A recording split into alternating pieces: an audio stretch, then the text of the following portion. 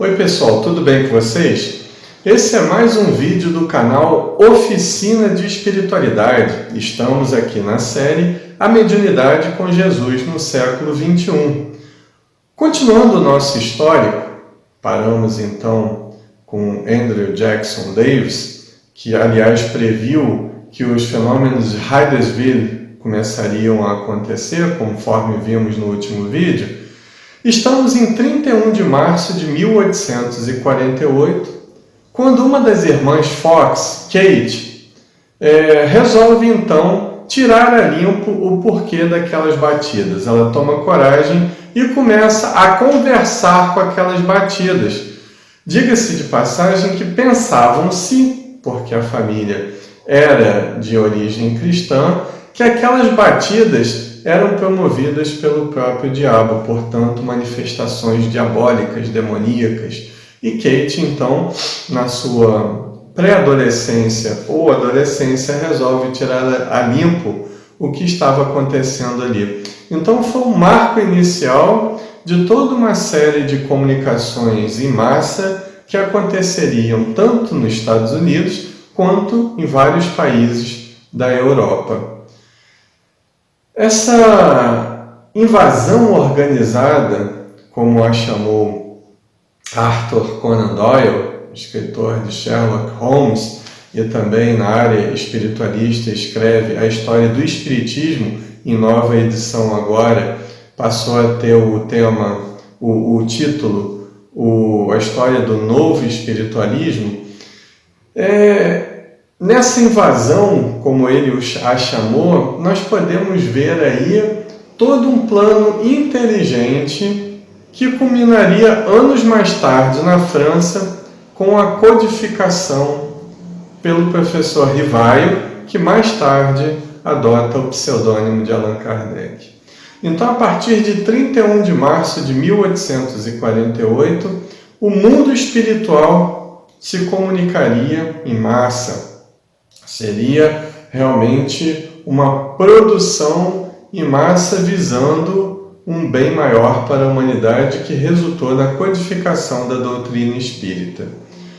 Logo na primeira noite que os fenômenos aumentaram, esses fenômenos que já ocorriam, segundo uma historiadora norte-americana, Emma Hardy de Britton, alguns anos, elas vinham de 4 anos atrás, de forma intermitente. E aí, poucos dias antes de 31 de março, as batidas começaram a ficar mais incisivas, e no dia 31, quando Kate então resolve dialogar com aquelas batidas, elas começam a vir à tona numa história muito mais profunda do que nós poderíamos pensar. Então, qual é a história dessas batidas? Elas eram promovidas pelo espírito de um mascate chamado Charles B. Rosman. Ele mesmo conta a história dele através de um alfabeto que foi criado por um quaker algum tempo depois, para que a comunicação ela se transformasse em algo mais simples e mais rápido de ser feito. Então eles punham um alfabeto desenhado e o espírito ia arranhando em cada letra para responder às questões das pessoas. Então houve também uma progressão nessa metodologia de comunicação do mundo espiritual para o mundo material. Então na primeira noite já despertou toda a atenção dos vizinhos e, segundo informações, havia mais de 200 pessoas em torno da casa e para assistir o fenômeno, e já se formou em pouco tempo depois uma comissão de investigação para que nós pudéssemos então começar a nos comunicarmos em massa com o mundo espiritual. Esse espírito Charles, ele conta a história dele, ele conta que naquela casa ali ele fora assassinado por um inquilino seu e foi enterrado no subsolo da casa, na parte inferior da casa, na adega, por trás da adega. E mais tarde foi realmente descoberto a ossada dele com alguns pertences que eram seus. Bom, mas o que interessa para a gente é mostrar o desenvolvimento e a veracidade desse fenômeno. As irmãs Fox, sobretudo Maggie e Kate, Margaret e Kate Fox, porque a Leah era mais velha, ficou apartada de certa forma dessa situação, pelo menos quanto ao que tange o fenômeno mediúnico. Maggie e Kate, elas participavam de várias reuniões públicas, várias reuniões mediúnicas, né, de, entre aspas, exibicionismo, e que muita coisa rolava em termos de mediunidade, muitas batidas e etc. Elas sofreram muito por causa disso, muitas perseguições, caíram no ridículo. A família Fox foi perseguida e salva por alguns vizinhos influentes na comunidade e etc. E tudo isso passou e a coisa foi tendo um arrefecimento, e a própria Leah já estava casada, Maggie se casou com um escritor e Kate foi para a Inglaterra. E Kate foi, mais tarde, pesquisada por nada mais, nada menos do que William Crookes, o grande físico da época, né, Prêmio Nobel de Física, inclusive, que teve experiências notáveis com a médium Florence Cook, com o espírito Katia King. E foi ele que deu seu parecer a respeito do fenômeno mediúnico que acontecia através de Kate Fox. Nós precisamos ler um trecho de como William Crookes abordou então a sessão que teve com ela. Acompanhamos. Eu segurava ambas as mãos da médium, numa das minhas, enquanto seus pés estavam sobre os meus. Havia papel sobre a mesa em nossa frente, e eu tinha um lápis na mão livre. Uma luminosa mão desceu do alto da sala e, depois de oscilar perto de mim durante alguns segundos, tomou o lápis de minha mão e escreveu rapidamente numa folha de papel. Largou o lápis e ergueu-se sobre as nossas cabeças, dissolvendo-se gradativamente na escuridão. Vemos que, pelo relato de Sir William Crookes, era nada mais nada menos do que uma reunião de efeitos físicos, uma reunião mediúnica de materialização, onde uma mão se materializou e escreveu como se fosse um encarnado e logo depois se dissolveu. Isso relatos do próprio William Crookes, né, o grande pesquisador da mediunidade no século XIX. E a coisa foi evoluindo. Muitas pessoas que estavam na América, sobretudo nos Estados Unidos, migraram para a Europa e com elas levaram a divulgação daqueles fenômenos que já aconteciam em grande monta nos Estados Unidos. Foram para países como a Alemanha, foram para países como Itália, França, inclusive Emma Harding Britten, ela nos relata como então funcionava essas reuniões de que convencionou se chamar mesas girantes, ou mesas falantes, como alguns queriam.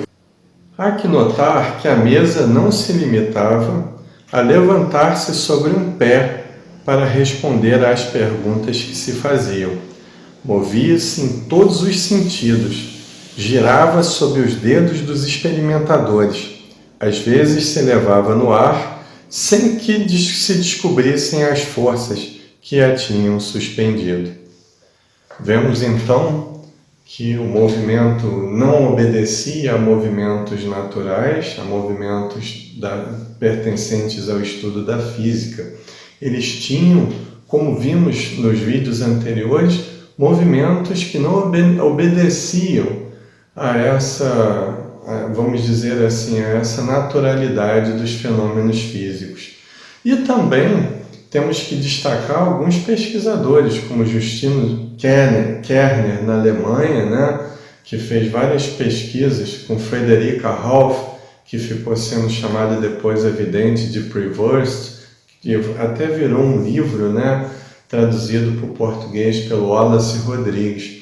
Temos que também citar o testemunho do juiz Edmonds, que em pleno desenvolvimento do fenômeno, ele que era um cético, ele não acreditava, mas foi num momento muito difícil da sua vida, que de certa forma ele se encontrava em depressão já, num determinado grau, e buscou uma leitura que o orientasse a respeito da morte, a respeito do sofrimento. Então ele começou a buscar essas reuniões mediúnicas e, como resultado das pesquisas dele, ele nos deixa então o seu importante testemunho a respeito desses fenômenos. Dizia ele: foi em janeiro de 1851 que a minha atenção foi inicialmente chamada para as manifestações espíritas. Era um período em que me havia subtraído às relações sociais e trabalhava sob grande depressão de espírito. Dedicava todo o meu tempo livre a leituras sobre a morte e a sobrevivência do homem. No curso de minha vida, eu tinha ouvido do púlpito a esse respeito tão contraditórias e chocantes doutrinas que dificilmente saberia em que acreditar.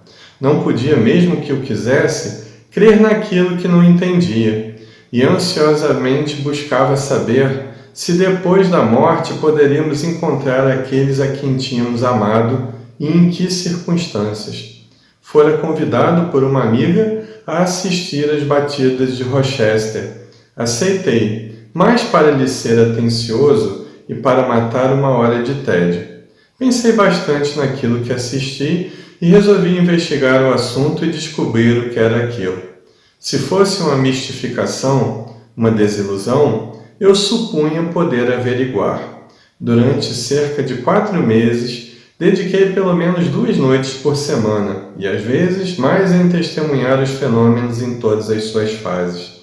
Fiz um cuidadoso registro de tudo quanto assisti, e de vez em quando comparava os resultados, a fim de aprender as inconsistências e as contradições.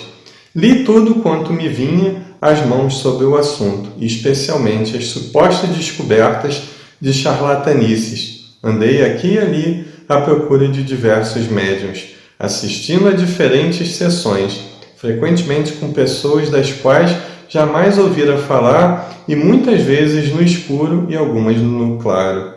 Por vezes com descrentes inveterados e mais frequentemente com crentes muito zelosos. Finalmente, aproveitei todas as oportunidades que se me ofereciam para esgotar o assunto desde a sua raiz.